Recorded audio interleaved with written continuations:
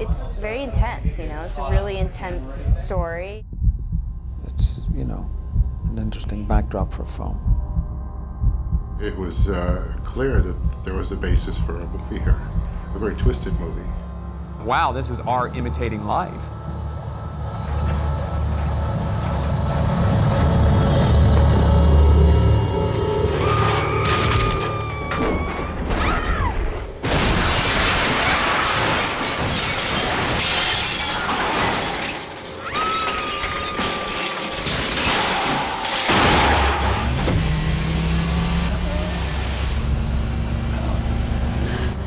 I'm sorry.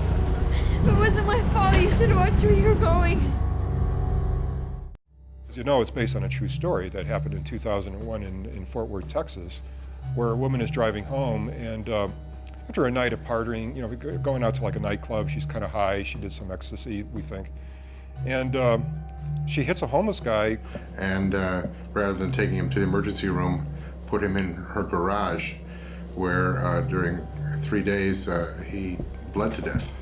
I did cover the story 3 or 4 times, and each time I was just amazed at how graphic it was. I mean, we cover strange stories all the time, but this kind of ranks in your top 10 as one of the strangest stories you'll ever cover.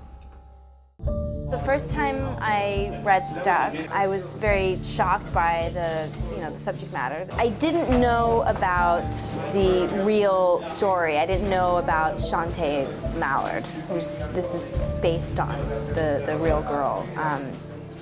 So reading Stuck was, it's very out there. There were many moments where my jaw hit the floor and I couldn't believe that, there were certain decisions being made within the story and by the characters. And